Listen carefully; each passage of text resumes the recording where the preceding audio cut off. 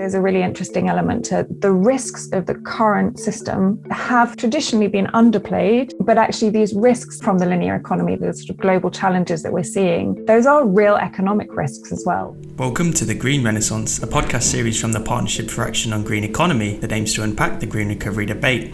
This month, the switch from lines to circles, with COVID-19 highlighting the wastefulness of our current economic model. How do we embrace circularity as part of a green recovery? First, Miranda Schnitger, government's lead at the MacArthur Foundation. So it goes beyond looking at what we can do within the current system to minimise our impact, but actually takes a sort of structural reform lens and thinks about how could we redesign our economy differently so that we are delivering economic development and value, but at the same time also we're creating solutions to these global challenges. Next, Nilgun, Deputy Director of the Department of Environment at the United Nations Industrial Development Organization. We have to ask how to change our behaviors so that products and materials and their value is available to create additional economic returns and conserve natural resources. And finally, Paula Iharur, General Coordinator of CTplas, the Plastics Technology Center in Uruguay. ¿Qué es lo que nos pasa a nosotros con lo material y qué necesidades tenemos desde lo material y qué es lo que nosotros estamos dejando atrás cuando necesariamente tenemos que recircularizar o desmaterializar la economía o volvernos más circulares? Subscribe on SoundCloud, Spotify, or wherever you get your podcasts. I'm Colin Hastings, and this is The Green Renaissance. For centuries, our economies have been built around a fairly simple model. In order to produce a good, we would typically start by taking something from nature. If that good was a chair, we might take some wood from a tree. We would make the chair, and then one day, maybe years down the line when it was no longer useful, we might throw it away. In recent decades, this model has been put on fast forward. Today, we purposefully make goods to last for a limited amount of time. Think of everything you own, your phone, your clothes, even the food you eat. Each time, we take from nature, we make something, and we throw it away. Take, make, dispose, repeat. Those 4 words underpin everything that we do in our daily lives, and is certainly making a select group of people very rich. But at what cost to everyone else and our planet? Meeting the demands of a growing population within a linear take, make, dispose economic model will simply mean more taking and more wasting. How much further are we willing to push our luck? We are already overshooting our planet's natural carrying capacities with predictable effects for the environment and human health. So the key question for our guests this month is, how do we break away from our dominant linear model towards one that retains and regenerates value? What are the steps that governments, industry, business, and indeed we can take to advance circularity as part of a green recovery? First, we speak to Miranda Schnitger, who is the government's lead at the MacArthur Foundation, a UK-based charity that is committed to developing and promoting a circular economy. Miranda leads an initiative developing a set of universally relevant circular economy policy goals through which the circular economy can scale. And here she explains what those goals are and why they are now more needed and relevant than ever.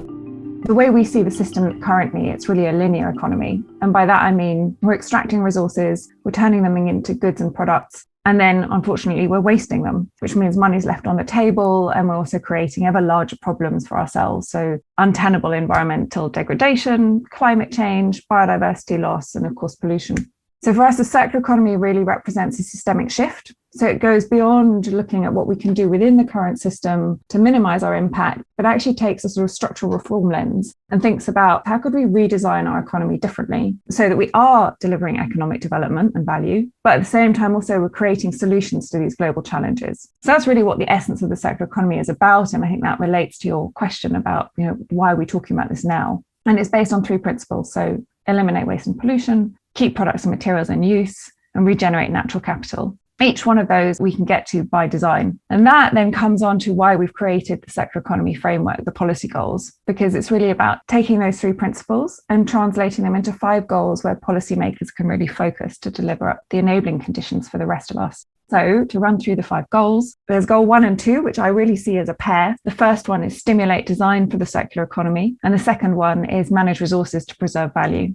The first has a real upstream opportunity. Upstream is really a word looking at the start of the system. So when we're looking at bringing materials onto the market, products onto the market, designing a system, what are the opportunities there for policymakers to encourage us to design those things in line with the circular economy? And then goal 2, managing resources and preserving value. Once all of these things are on our market, how do we keep them in use? How do we preserve their value? So those 2 together really create a material flow. But that's not enough. If we just do those two, we will get somewhere. But there are so many other incentives in the economy that are pointing and are hardwired for the linear economy, because that's what we've been designing and perfecting for a really long time. The goal 3 looks at how can we set the conditions for the economics to work at scale? How do we make the economics work? And there are a whole raft of measures that can support that will inform how materials are priced, that create markets, that inform the decisions that businesses and consumers will then take. In conjunction with that, there's goal 4, which is about investment. It will be no surprise, but investment is a really important part, public investment and private investment. And we really need to see the investments in infrastructure, in innovation and skills, all of those bits of investment that are happening. Are they also in line with the circular economy? Will they help us to get to scale, or will they actually just deliver more of the same?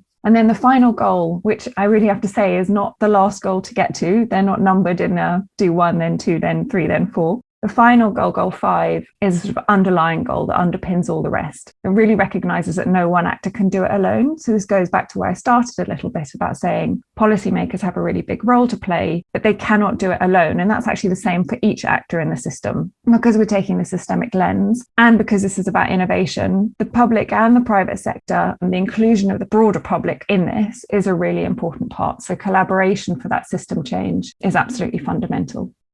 I guess starting with we spoke about the need for a collaborative approach, and starting with the first stakeholder group would be governments. I guess it's fair to say that the circular economy is a concept that's been around for quite a long time now. We've had the same discussions about the green economy and how that has been pushed for quite a long time, but still hasn't really broken through in so many ways. So what are some of the challenges or barriers that have maybe been preventing that from happening, and how do we look to overcome these now?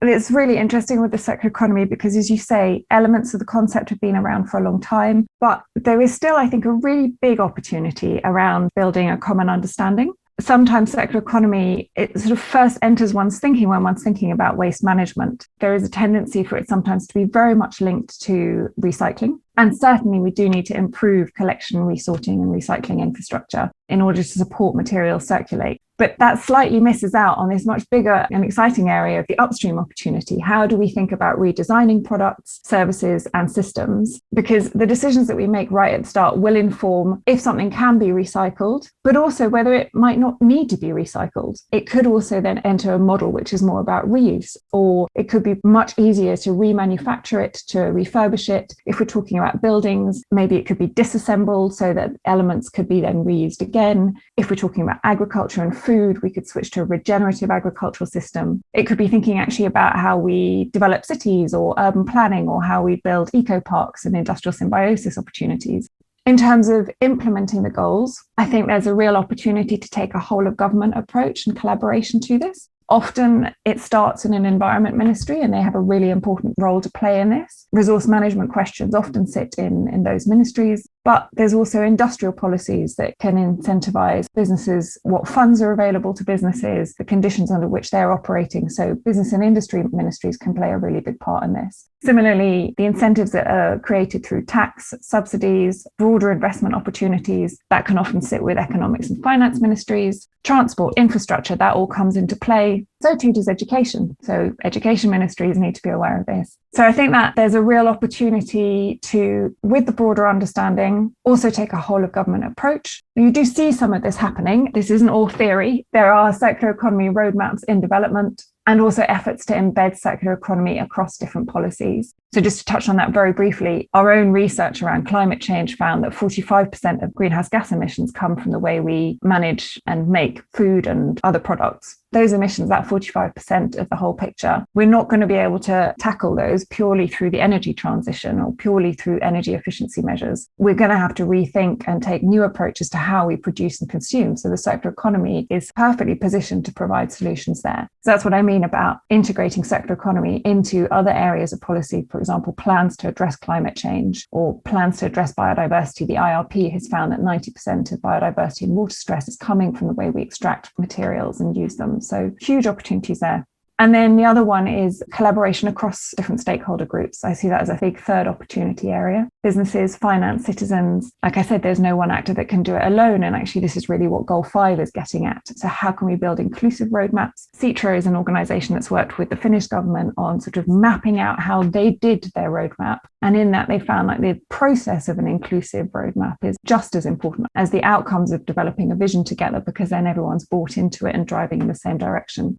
It's interesting. It's very similar to infrastructure, I think, and sustainable infrastructure, which I worked on before, where the more you looked into it, the more it kind of touched on and underpinned every single other aspect of the environment, of society, where you can really make an impact in so many different ways. But I guess that's also the challenge in terms of bringing all of these different people together and bringing them all together in the same direction. I think that's a reflection of it being about the economy, actually, that it's a sort of new approach to it. And like you mentioned infrastructure, I mean, it's a great example of one area where you can apply the principles to infrastructure in terms of how it's designed, how we finance it. So very much that making of infrastructure, how does circular economy apply to that? But then also infrastructure, as you say, is an enabler. So if we have the right infrastructure in place, other things can happen. So for example, in cities, some cities are looking at how do you think about the design of cities by area? So the idea of like a 15-minute city, for example, how do you build the infrastructure up so that it's more possible to do things locally, which can then also encourage that exchange factor to happen more easily? Convenience is such a big part of informing what we do. So I think that whole question of like urban planning, the infrastructure that goes into that can really enable other parts of the circular economy to take off.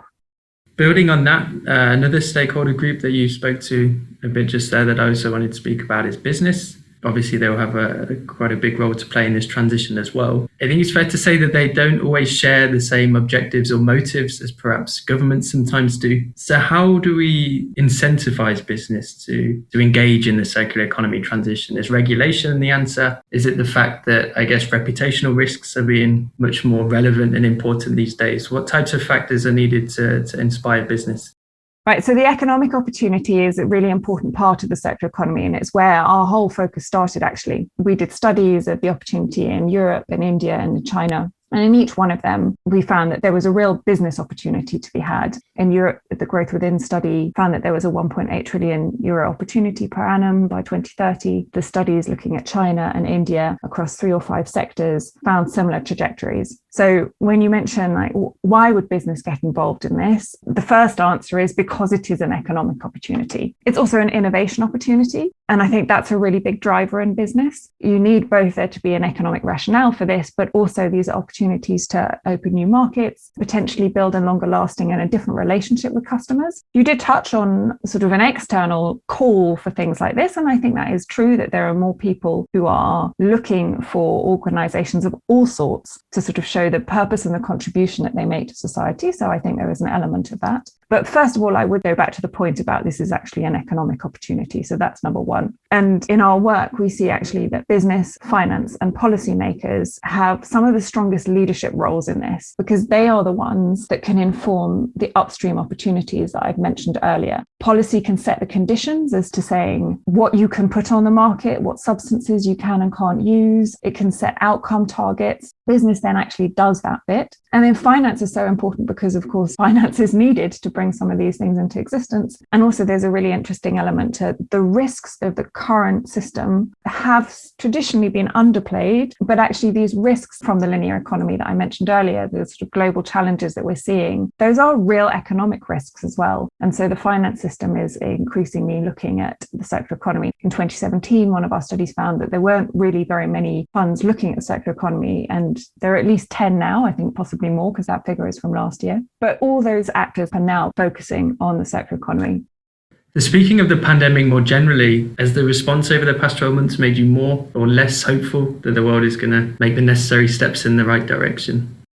I'm optimistic about the direction. I think one needs to be, actually, because there's a big challenge ahead of us. But the reason why I'm saying that I'm optimistic is I think there's been an incredible awareness, actually, of there is a need for us to rethink the way we do certain things. That has come through in the pandemic.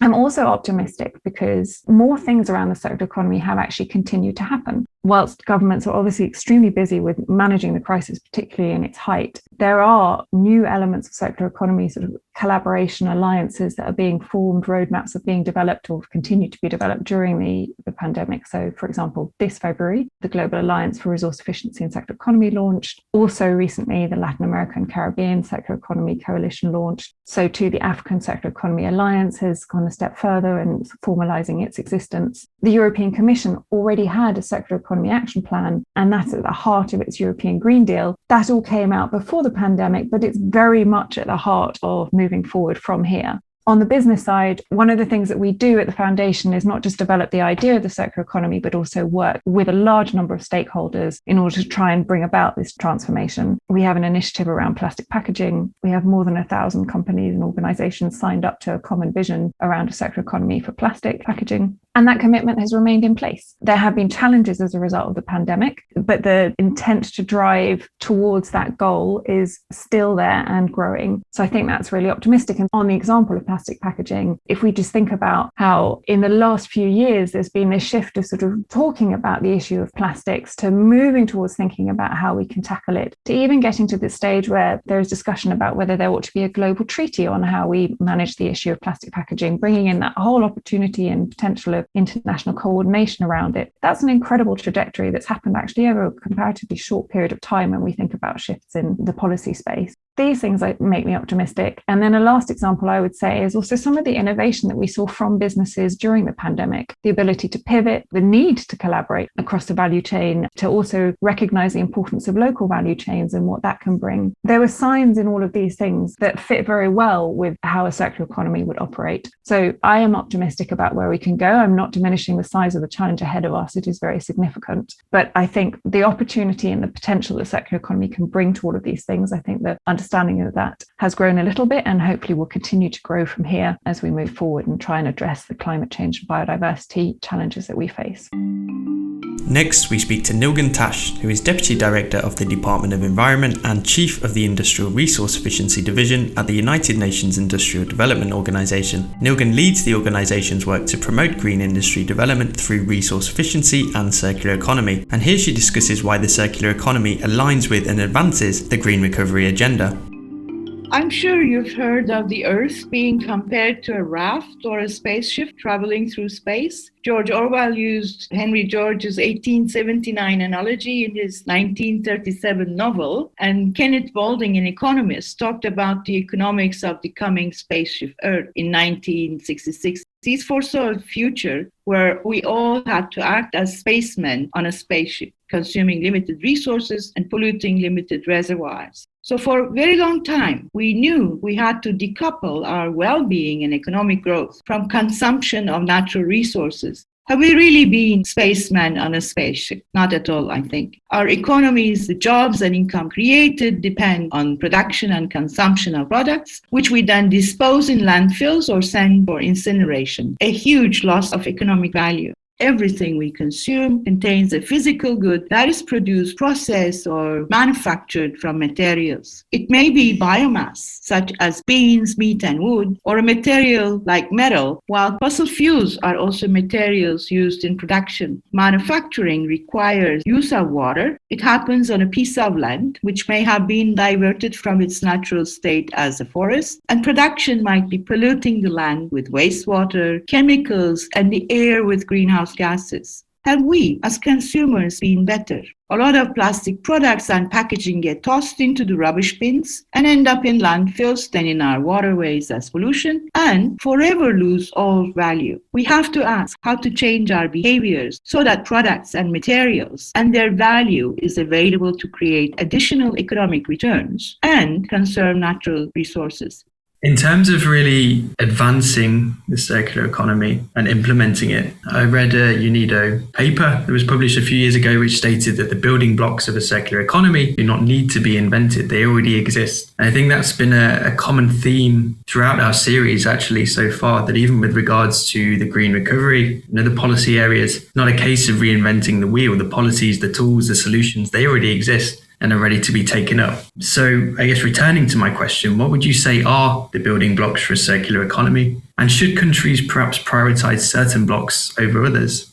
a circular economy would also be a green economy because it is about transforming our economies to achieve environmental, social, and economic benefits all at once. At UNIDO, we describe an economy that operates on the principles of designing out waste and pollution, keeping products and materials in use as long as possible, regenerating natural systems, and shifting towards the use of renewable energy as circular. These principles are intuitive and they build on experience and good practices we already know about. Back in 1979, Ad Lansing, a Dutch politician, proposed the waste hierarchy and the best option as being waste prevention, which of course one can only achieve by design. With Agenda 21, cleaner production methods for waste and pollution prevention were adopted by governments in policies and by businesses in practices. By now, tens and thousands of firms around the world benefit from resource-efficient and cleaner production applications. There are 65 resource-efficient and cleaner production centers we have been supporting since 1994, and they continue independently to churn out similar economic, environmental, and social benefits by helping SMEs adopt greener and more circular technologies. For instance, few people know that 1 kilogram of cotton garments consumes 3 kilograms of chemicals. There is much potential for decreasing chemicals and water use, for reducing wastewater and costs in fashion value chains. Businesses can achieve this by what we call chemical leasing, which is a product as service or performance-based business model.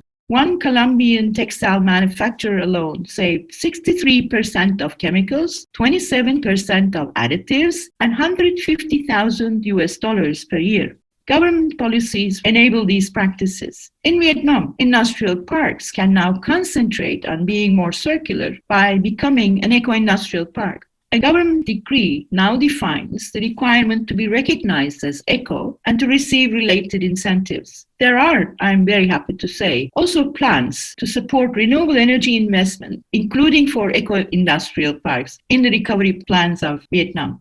I think it's still fair to say that there is a lot of work that still remains to be done. I know that the COVID-19 pandemic has brought up new challenges. I mean, for example, the production and use of single-use gloves, masks, other personal protective equipment. I think I read this morning that the world collectively uses 3 million disposable paper masks each and every second. Is a number that's hard to get your head around, I think. And all of these have often been produced within, a dominant, embedded take, make, dispose economic model.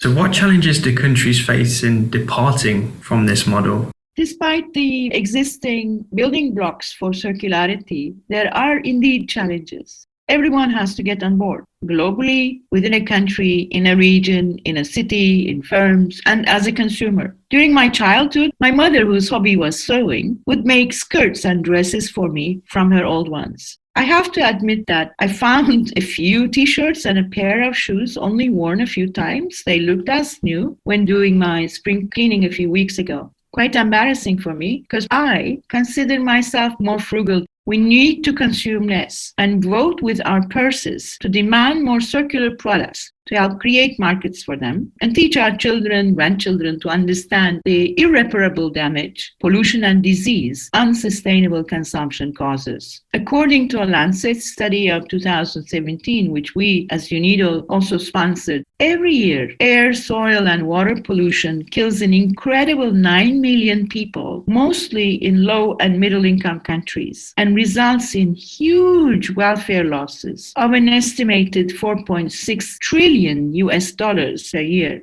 In spite of these losses, developing economies are still more circular than advanced economies. But they want to produce their own goods because inclusive and sustainable industrialization and innovation creates higher skilled, more durable, better paying and decent jobs and improves well-being of societies. Populations in these economies want nutritious and clean food, clean water in lakes, rivers and oceans, sustainable infrastructure, housing, mobility, and to safeguard their ecosystems. A first challenge is awareness and understanding of the full scope of circular economy and relating it with what we already know. Circularity is not only about better waste management. It's about the shift to circular products by design so that they are durable, non-toxic, and efficient during use, can be maintained, upgraded, repaired easily, or reused, repurposed, remanufactured, and recycled or regenerated if biomass based. Second challenge is deciding where to start a circular economy transition.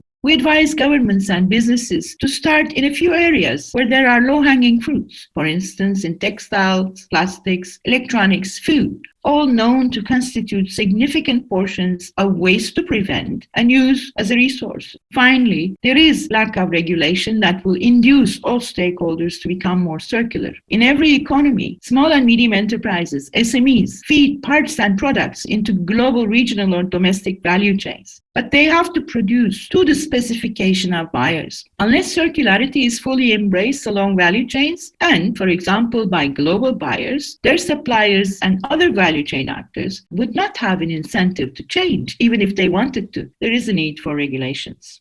I think one of the themes that has emerged in our discussions throughout this series is the need for more collaboration, alliances, partnerships between different stakeholder groups. And why is this especially the case for the circular economy? Does this also relate to the need for a shared or common vision between these different stakeholder groups? And how is UNIDO working to support a global circular economy agenda? Let me give the example of what is happening in the area of refrigeration and air conditioning products globally. These products contain ozone-depleting substances, we call them ODS in short, which have much larger global warming potential, ranging from about 2,500 to 12,000 times higher than that of CO2. Designing refrigerators and insulation foams that contain less harmful substances and converting whole production lines so that these products no longer contain ODS is about designing waste and pollution out of our economies. UNIDO has helped eradicate over a third of these dangerous chemicals from the developing world, equivalent to a year's CO2 emissions from over 100 coal-fired power plants. New technologies adopted in these activities are more efficient, thereby resulting in additional decreases in CO2 emissions. In 2019, over 10,000 people globally received training organized by UNIDO in refrigeration servicing, maintenance, and installation, creating a skilled workforce for keeping refrigeration equipment in use as long as possible.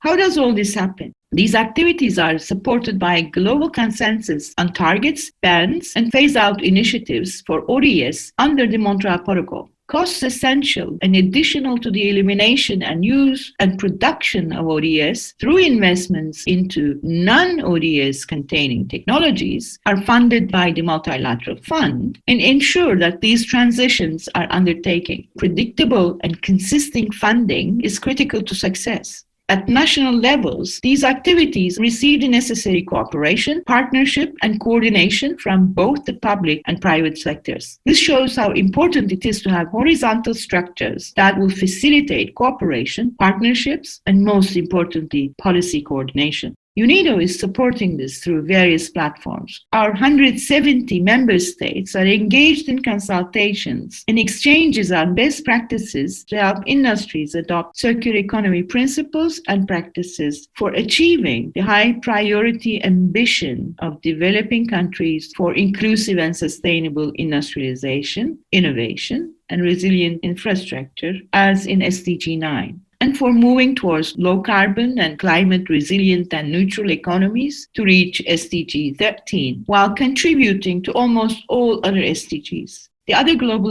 initiative we are supporting, together with the European Union and UNEP, is the Global Alliance on Circular Economy and Resource Efficiency, shortly called CACERE. Currently, the benefits of circular economy are not well linked to climate change, biodiversity, and pollution agendas. Climate change discussions mostly focus on one part of the equation, energy transitions. Even if we implemented all energy efficiency measures possible everywhere and shifted 100% to renewable energy, we would only be able to tackle 55% of the climate challenge. As CACERE, we aim to establish these links by advocating for a global just transition to circular economy to contribute to the Paris Agreement goals, halt and reverse biodiversity loss, and curb pollution and waste. I think then just as a final question, you've obviously spoken about the various building blocks for a circular economy. You've spoken about the need for coordination, collaboration, and a shared vision, a shared agenda. So just to go back to the country level, are there any particularly progressive policy innovations, approaches, best practices that we can look to around the world for inspiration? Eneco, a company of an Asia-based office equipment manufacturer, is able to disassemble office machines into 80 different types of recyclable streams, because each part is made only of one type of metal or plastic. This is also a labor-intensive circular economy activity, which creates decent jobs. They also use some durable parts and components that are in good condition in refurbished office equipment or in remanufactured equipment that comes with the exact same warranty of a new machine. Everyone benefits economically, socially, and environmentally.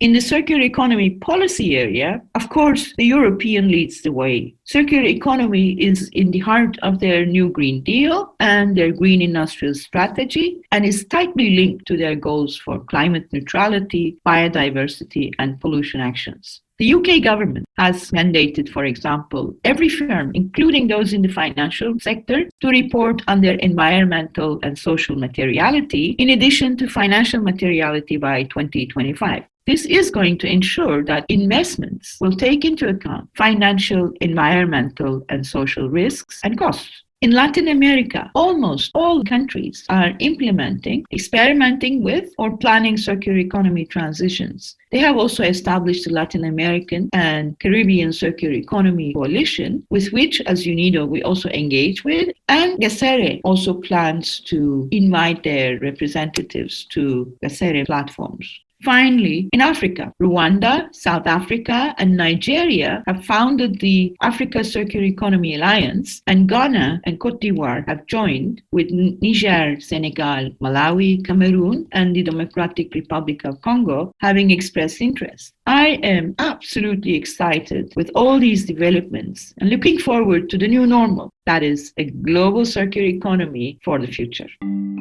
And finally, we speak to Paula Iharur. Paula is the General Coordinator of CTplas, the Plastics Technology Center in Uruguay. CTplas aims to consolidate the sustainable development of the Uruguayan plastic industry, and Paula leads the organization's work in its role as a public-private articulator, promoting innovation processes in the plastic value network. Here she begins by outlining the business case for a circular economy transition. Y acá me parece que nos falta, o que en realidad el caso de estudio... What it seems to me that we are missing, and what is needed as part of the business case, is what we call an extra turn of the screw, which means adding the human dimension. And by this, I mean that the circular economy paradigm challenges us, but it challenges us as a society and as human beings.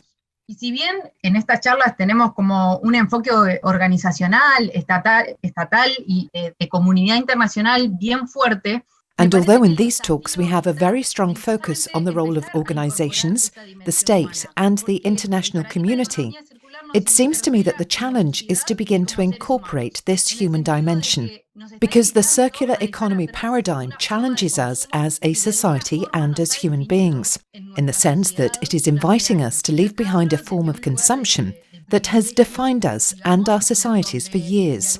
And I speak here from a place of privilege, let's say, where we have somehow grown, understood, and located ourselves in this world of being and consuming. A cuestionar ese tener.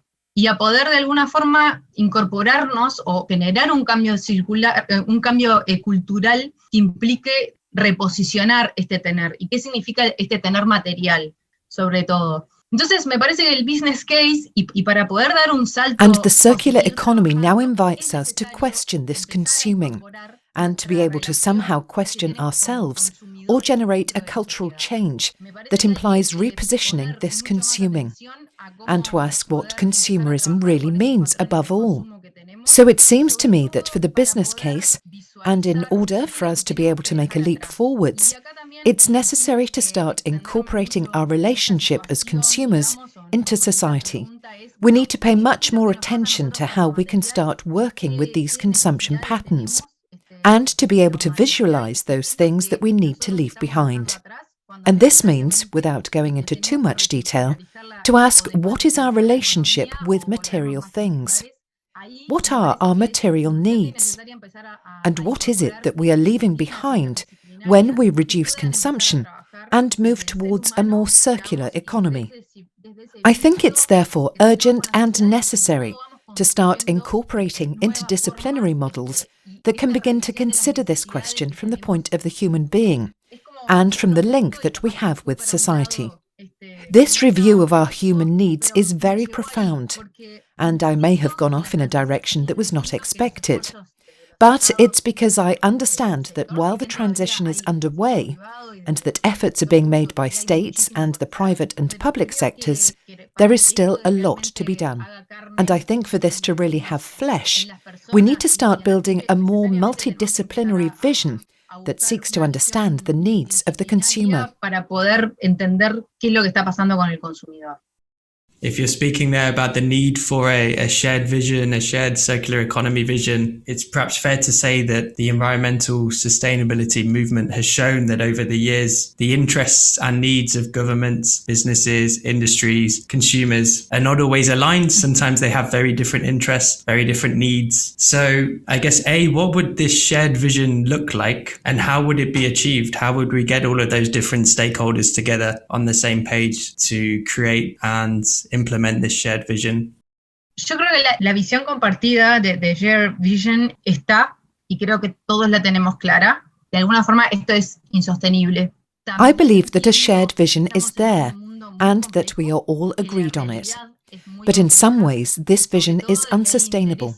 I understand that we are in a very complex world, that reality is very complex, and that there are political, economic and social interests that work to undermine this shared vision. También tienen que ver con esta visión compartida de economía circular. And as these interests undoubtedly change, this also impacts our shared vision of the circular economy.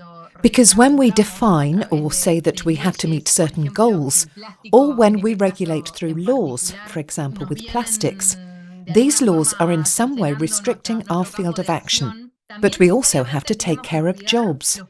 We have to look at how economic activity is contributing to the country. We have to look at the technical side. In this case, the fact that plastic materials contribute to other production chains.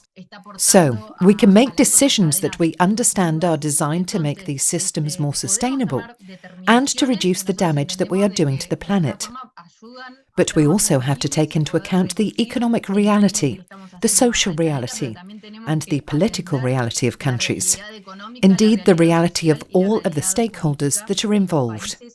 So, I think that this shared vision is that this material way that we have of being on planet Earth is becoming less and less sustainable. But it also implies, and this in a way is our beacon of light, directing us to where we have to go, not knowing or recognizing the reality of each one of us, of the countries and each of the industries that are affected by this situation. So it's fundamental to have this knowledge as a beacon to show us where we have to go. Entonces, es fundamental eso, tenerlo como un faro de sabiendo hacia dónde tenemos. I guess as a next question, you've spoken just there about some of the challenges for business as well to transition to a circular economy. One immediate challenge that businesses are still facing is the impacts and effects of COVID-19. Do you think this has deprioritized, perhaps for some businesses, the goals or objectives of circularity or sustainability? Has this become less important for businesses now, or is it still on their agenda? Yo creo que la crisis COVID en particular, la urgencia nos hizo entender la importancia de la asociatividad. Tres cosas. I think that the COVID crisis and the urgency of the situation helped us understand the importance of partnerships. Firstly, the importance of partnerships and the need for synergies between the different organizations and actors within society. De forma fluida y rápida para poder dar respuestas, que de hecho en la crisis que planteó el COVID necesariamente to be able to interact fluidly and quickly in order to provide answers. We were able to provide those rapid responses, because the COVID crisis and the urgency of the situation required us to. The second point is that in the case of CTplas, it was possible to see the importance of leveraging existing capacities. For all of our work, we were able to call on both the technicians of LATU, the Technological Laboratory of Uruguay, and the interinstitutional work of the Chamber of Industries. Mapping and understanding the landscape and capacities of businesses was also fundamental, including the particular industry sector, and we were able to do so through working with the Chamber of Industries, Uruguayan Association of Plastics Industries, and academia. So, in a way, the COVID crisis and this interaction between different actors served as a training ground for providing rapid, accurate, and correct responses to a complex situation. That path had to be learned very quickly, and importantly required capacity for an interinstitutional response. This included working together with the public sector, which certainly boosted and created fertile ground for making these. Then, in many ways, it was also like an accelerated trial of what I believe needs to happen with the circular economy. The capacities, or the capacity to implement the circular economy, or the path that we will have to take, is already there, because the COVID crisis served as a trial of the need to articulate, to complement, and to generate an interinstitutional governance, and to understand where we had to go, or to agree that this was the right way forward. But the crisis was also useful for recognizing the different actors, and the contribution of the different actors that will be needed and able to take up the challenge that the circular economy proposes. So this implies starting from the foundation of knowledge that already exists, and being able to find new ways of linking up, new fields of work, new spaces in which to work, and importantly, new businesses for the private sector. I also wanted to talk to you a little bit about some of the work that your organization does in the plastic sector in Uruguay. I understand that it was an award winner at the Uruguay Circular Awards last year. Could you talk about some of the work that CTplas has done to promote a circular economy in Uruguay? And can some of this work be scaled or replicated in other sectors, not just in the plastic sector, but also beyond Uruguay, maybe in other countries in Latin America? El CTplas es una iniciativa público-privada. CTplas is a public-private initiative with 5 institutions that have been working together since 2015. They are the Uruguayan Association of Plastics Industries, the Chamber of Industries, the Technological Laboratory of Uruguay, the Julio Ricaldoni Foundation of the Faculty of Engineering at the University of the Republic. And since 2015, we have been co-financed by the National Agency for Innovation and Research.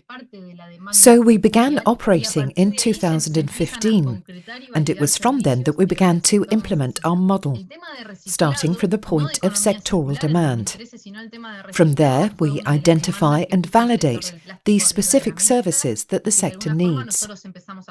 In 2013, the issue of recycling, not the circular economy, was one of the demands that the plastic sector put on the table and that we began to work on, alongside providing other services such as training, technology and innovation.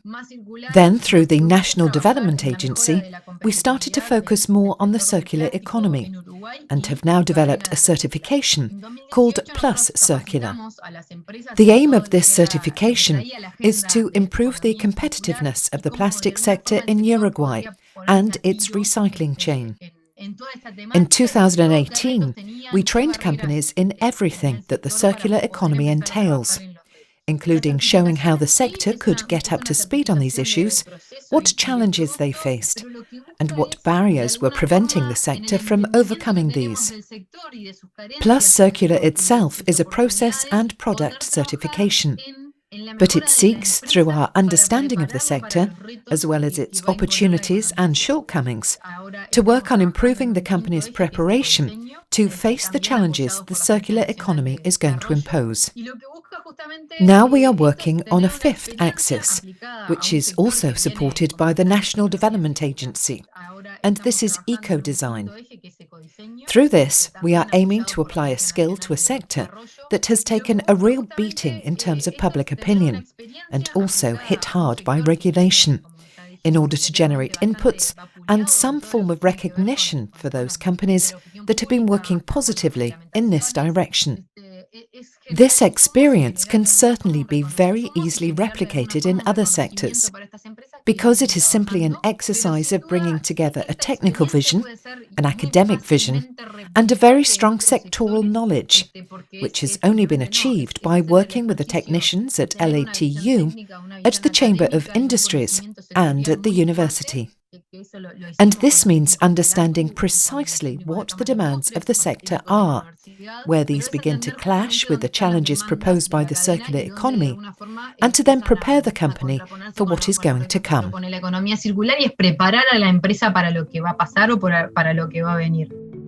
That was The Green Renaissance. Please subscribe on SoundCloud, Spotify, and wherever you get your podcasts to receive new episodes each month. Also, don't forget to give us a rating if you enjoy the series, as the more ratings we get, the more people will be able to discover us. In the meantime, if you'd like to learn more about the Partnership for Action on Green Economy, the Page 2020 annual report has now been released. This highlights the Partnership's ongoing work in supporting inclusive green economy transitions within its 20 partner countries, and you can visit www.un-page.org to check it out. Thank you for listening, and until next time.